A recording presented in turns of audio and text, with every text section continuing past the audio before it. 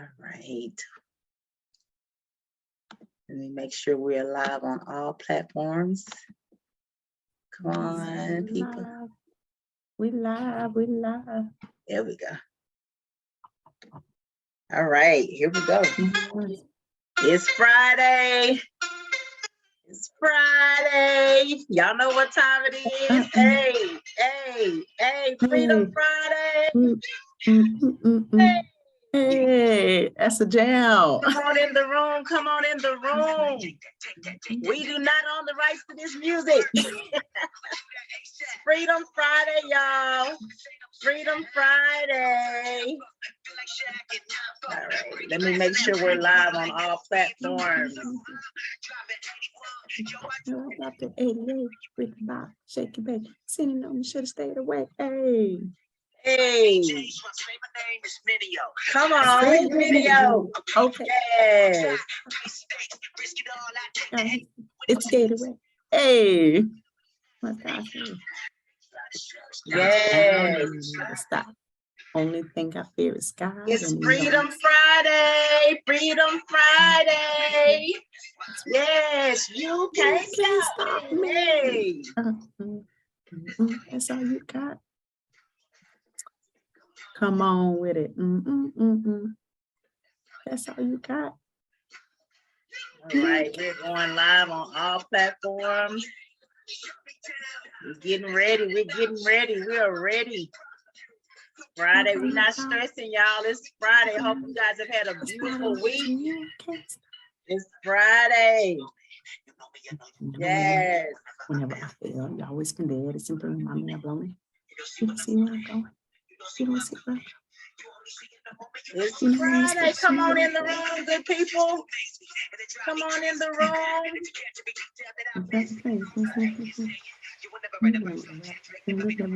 Yes.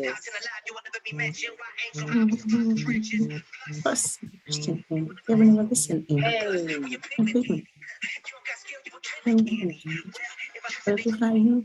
anything but in my ear. It's Friday, y'all. Come on in the room. Let me tag a few people. Make move or make ready to have this conversation today. Hey, Serafia. I can't stop me. Try to shut this down. It's Friday. I hope y'all out here feeling good. I am. I know I'm front. I'm ready. Hey. How you got? Come on with it. That's all you got. You can't stop me. Can't stop, won't stop. All right, and we're getting ready to go in. I said I'm gonna do better this week. Make sure we got the questions up. Hey. Yes.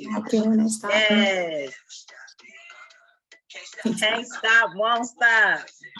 I cannot stop me, then you never stop me. Yes. For the people in the back. You can't stop me. Hey. Friday. It's Friday. Blessings to everyone. Freedom Friday. Come on in the room. Hey. Shut me down. It's not. You got no power. Shut me down. Stop. It's not an option. You can't stop me. Yeah. It's Friday. Come on. And you can't stop me. Amen. Hey, everybody. Happy Friday. It's your girl, Stephanie Ray, Songbird here in Houston, Texas, with the Songbird and me. We are super excited once again about what we are doing to help support individuals. I'm going to learn today. Individuals. Ooh, let's get it together. Individuals and families who are impacted by trauma to restore and healed and build healthy relationships to help them come out of dysfunction. And you know, my thing, we have to have a conversation. So I am crunk today. As y'all heard Andy Mineo in the back, you can't stop me. Yes, it's that type of Friday today. And I want to introduce our special guest, Coach Patricia Luckey, AKA Coach Pat. How you doing today, Coach? I'm good. How are you? I'm glad to be here today. Glad you're here today. Glad you're with us. Let me tell y'all a little bit about this beautiful lady here. Coach is a lover of all things basketball. Let me just go ahead and throw that out there. She has a passion for youth, and she is a giant. Literally, she's a giant. So, I'm a midget. She's a giant. So just to give you a little background on Coach, Coach hails from San Marcos, and she came by way through Houston, Texas. She was a 5A high school state champ in MVP 1992, one of the top 5 recruits in Texas in 1993. She attended my alma mater, U of H. Ooh, go Cougs! Oh, Cougs! And she still holds the school record's high score for having the highest score of the game, which was 43 points. Nobody has topped that yet, and we are here today. So Coach is still up there holding that record. Of course, still holding it. Still holding it. Of course, she's played professionally in basketball. She played for the WNBA for Phoenix Mercury, and she has over 15 years of coaching experience from high school, AAU, private sector, semi-pro, you know, you name it, pretty much. And at this time, she has taken her discipline and skills that she learned from the game of basketball and the game of life, and she now uses it to educate and empower others to be their best self. So welcome, Coach Pat. Thank you for joining us today. Yeah, man, you made me go back. I was like, man, I didn't even know. I forgot I did all Thank you for that. Okay. Champ, Coach, you still the champ. Yes, yes. And no jokes aside, we joke a lot, but she is a giant in more ways than one. I'm just short, y'all. I'm sorry. Y'all can tell I'm triggered. Y'all pray for me. I got trauma behind being a midget, but it's all right. So today, as always, y'all know I'm gonna put a plug in. We are getting ready to come out of the cave. Will you? Registration is still open. We are excited because we are almost at capacity. Seating is limited now for real. We will have Come Out of the Cave Healing the Wounds on tomorrow. Doors open at 10:45. We'll begin at 11 a.m. and we are ready to come out the cave. Here we come. Here we come, right? Here we come. Let's go. We're plugging in. The link is in the comments on Facebook. If you have not registered, it's free. This is good and it is free. We want to see you come out of the cave. We want to see you heal the wounds. We want to see you and your family and your community free. That is what we're here for. We're going to support each other. We're getting ready to have these conversations. We are excited about our all-male panel discussion. And Coach brings a different aspect to coming out of the cave, healing the wounds. She is actually going to be over the healing room. Yeah, I didn't talk about that earlier, but let me go ahead and throw that in there.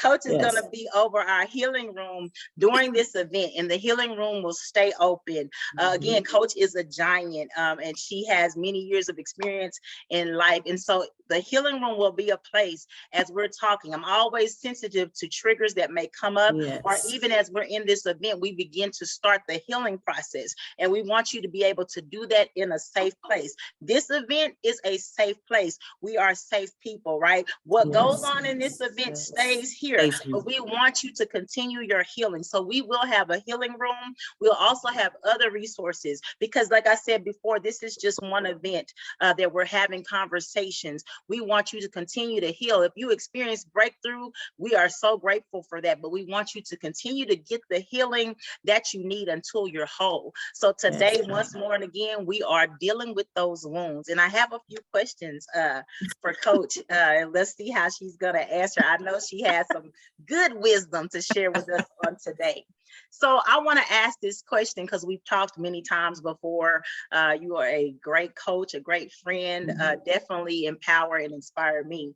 But if a person is recovering from a wound, how do they end the attachment to it?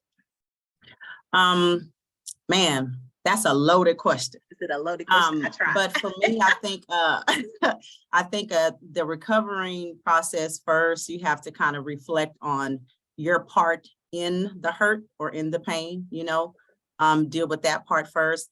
And the other thing is you have to go back and renounce some things. Okay. Sometimes hurt and pain comes because we have connected ourselves to things that were not godly or just not good for us. And we forget about that. So we have to go back and, and renounce some things. And just to give an example, how sometimes you have a friend and you say, I'm always going to be your friend. I'm forever going to be here, or you're dating somebody. You're like, I will always love you. I will always, sometimes we don't think of those things as soul ties or things that connect us with people, but it does. Yes. And when those people are gone, or whatever, we still deal with that stuff because of what we said. Yes. Very good. I definitely, words that we say, our words have power. And of course, we are believers here. So I can't do it without the Lord. And it came to me, but it's a scripture in Jeremiah that says your words create worlds, right? And there's also the scripture, and I'll get it. Somebody look it up. There's some people watching. Y'all go to the Bible and get the scripture and put it in the doggone feed. How about that? But we speak those things that are not as though they were. And so our words have power. Why do they have power? Because once we speak it out of our mouth, we hear it in our ear gates and it goes down into our spirit or into our soul. So some of the things that we have spoken out of being in a, I'm your friend, or, having that soft, sensitive side to you. But when that person turns out to be someone you shouldn't be attached to, how do you break that up? A wound, we're talking about wounds, and that could be different things. It could be a relationship.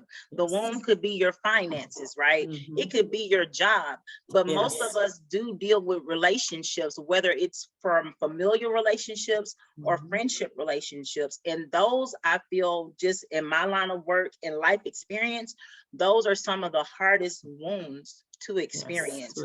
Because why? We've attached ourselves to that person. If we are husbands and wives or boyfriends and girlfriends, sometimes we have that physical attachment as well. And so when we decide, this is hurting me, or this relationship is wounding me, getting detached from that, that's a process. And if you walk with somebody, let's just say since kindergarten, and you decide at 35, you know what, dude, you know what, girl, I knew you wasn't in 5th grade when you sat there and threw that apple at the teacher and you said it was me. I should have known you wasn't no good, right?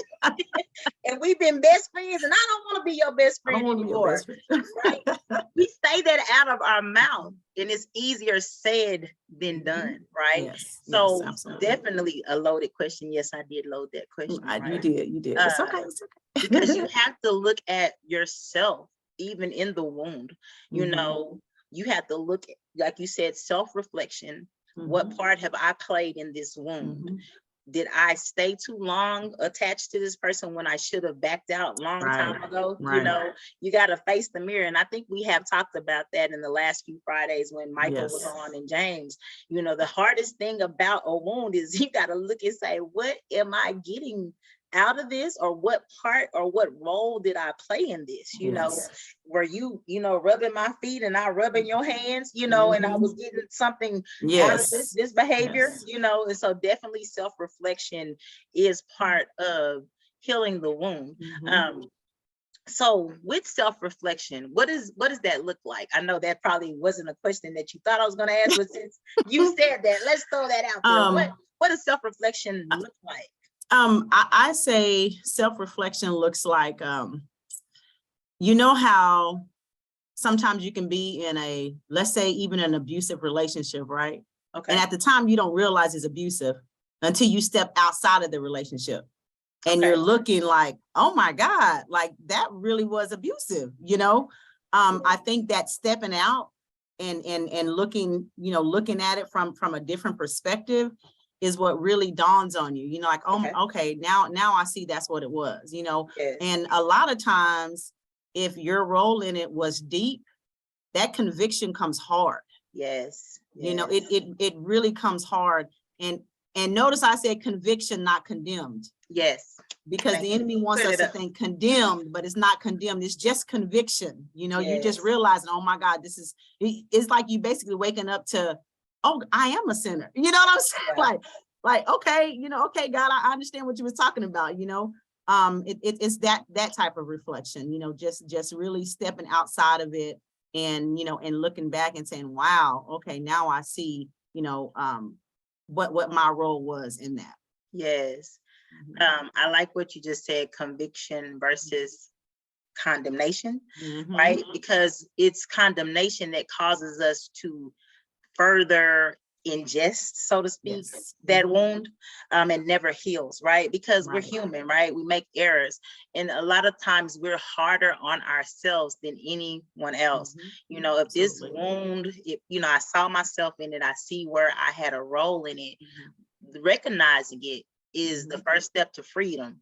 I think they used to tell us, it's something they used to say. I was going to say, go Joe. I'm in G.I. Joe mode for some reason, but yeah, because I think it was the cartoon G.I. Joe. It would say, go Joe, and something like knowing is half the battle, right? So once you recognize and know, this is where the door opened for this, right? Because as we are coming out of the cave, healing the wounds, those are some of the questions we need to address. Where did this come from? Like, how did it get here? And once you recognize how it got here, okay, I see it, I recognize it. How do I heal from it? How do I learn from it so I don't return back to it? So it doesn't come and overtake me again, or it looks like a different face, right? But it's the same wound, right? It looks like a different situation, but it brings me back to that same place where I'm broken down, I'm hurting, I'm in pain, and I'm sore. And so recognizing it, that's a plus. That starts to give you freedom. But condemning yourself for something when you were unaware, because like Coach Pat said, some of this stuff we started way back. We even understood what it was to know who we were, know who we are. We started this relationship way back when we were still growing and maturing. And now that we've come to the point of maturity, it's just sometimes when you get to that point, you look at yourself and self-reflect and realize these people can't go with me. And sometimes it's not even personal. It's not that the wound has to be something where it's always negative. It's just the revelation of I've grown past this situation, person, place, or thing, and they just can't go with me. Absolutely. Right? The wound comes in when you have that realization and you still trying to pull all this stuff with you. Yes. All these people with you. You hurting yourself, right? Yes. Definitely. Yes, absolutely. Yes, ma'am. So I guess since we talked about the self-reflection and how to end the attachment or connection with what may be wounding us or hurting us, I want to ask you, what do you think is at the root of, I would say all wounds, but that's not always the case. Yeah. So what do you think is at the root of most wounds that we carry? I think is identity. I think the root of it is identity. Okay. I really do. I think we don't really know who we are. Okay. We don't know who we are. We don't know what we're supposed to do.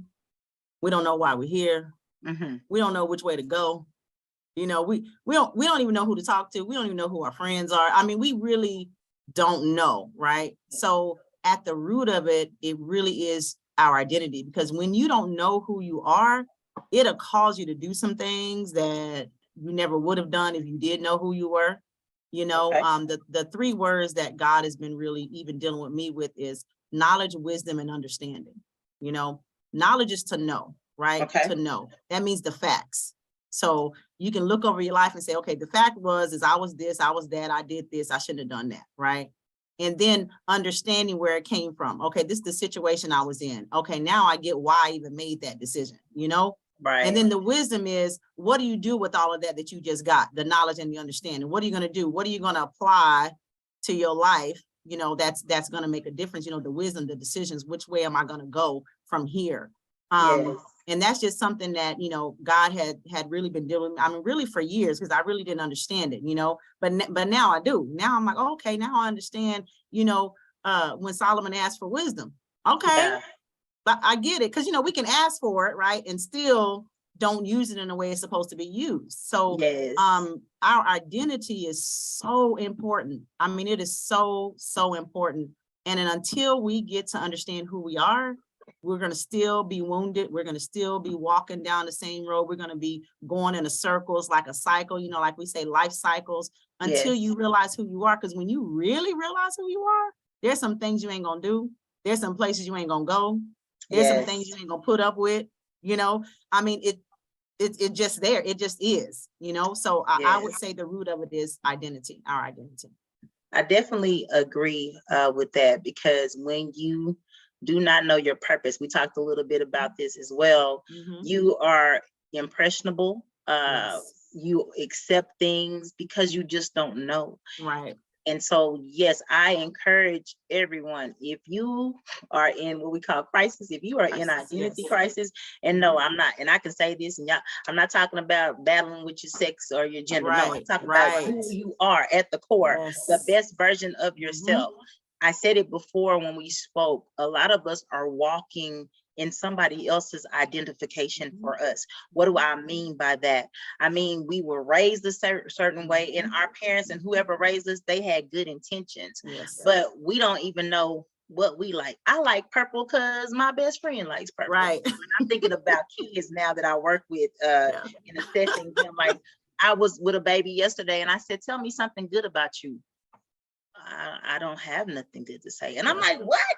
And she had some pretty hair. I said, girl, all that pretty hair you have, and oh, your coat is fly. And, you know, I'm giving you tips and I'm just meeting her for a few minutes. But I'm realizing that I'm literally asking her about herself and she can't answer me. So either one, she doesn't know her worth, or two, she doesn't know who she is, you know. And kids, of course, those are the youth or the teens. I was at the high school, but I know adults, as we have been preparing for Come Out of the Cave, this definitely is something that starts with us first. And I know Coach Pat can agree and attest with me. I asked the speakers, please send me your bio, right? And I said, do a paragraph, send me your bio, tell me about yourself, right? Because this is your moment to share and be transparent. We're coming out of the cave. And I got like some bios with 2 sentences and I said, oh, wow.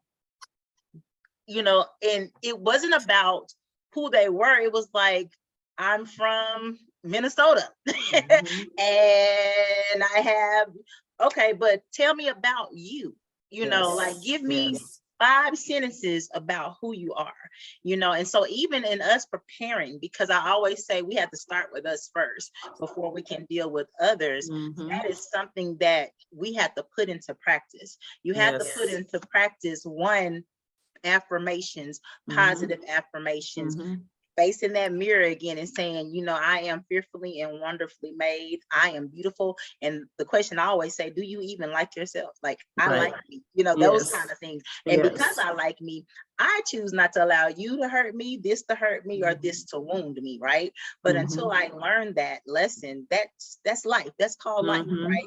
But again, going back to what you said before, conviction versus condemnation. How do we learn from that? How do we grow from that? And how do we change the cycle, break the cycle, and change the pattern of our lives for the better? Thank you so much. Thank you so much, Coach. Just excited because tomorrow is coming and I know in the house to empower. You will be in the healing room to drop these nuggets. You will be there to just be a safe presence for those that just need a minute to reflect, as you said today, to talk, you know, to speak. Some of it, again, is just because we need to speak it. Like you said, we need to renounce it. I realize right now that this is crazy. I've been going through this cycle for years. And in this moment, I got it. Help me. You're right. So we are so thankful, Coach, that you will be present on tomorrow as we prepare to come out the cave. Thank you for joining us again. This is Freedom Friday. And I hope you have a you can't stop me attitude, because I do, right? I do. I ain't playing, I ain't playing, I ain't taking no names, I ain't chasing no goats, I ain't getting no wooden pennies or none nickels. of that. We coming out of the cave. We coming out of the cave. Coming out, and we are healing the wounds. If you have not registered, once again, registration is free on eventbrite.com. The link is in the comments. Again, we are at limited seating because we are almost at capacity. Houston, Texas Texas, wherever you coming from. Wherever you come on. You do not want to miss this. We are coming out of the cave, will you? So we hope to see you in the building on tomorrow. Again, doors open at 10:45. We will begin at 11 a.m. We have some awesome people, awesome speakers that are going to be transparent and share their wound, what they learned, how they got rid of it, and how they are growing from that place. And you also do not want to miss this all-male panel discussion. It's going to be fire. It's gonna be fire. Gonna be fire. So thank you guys for joining us today. Stay safe. Enjoy your weekend. Here we go again. See, I get crunk. Your week up. I get crunk and I start talking in a whole other language. I don't know what language that is, but y'all understand what I'm saying. So anyway, y'all be safe. We love you. There's nothing that you can do about it. Until next time, take care, and we will see you soon. Bye. Bye-bye. You can't stop me. No. Yes. All right. Signing off.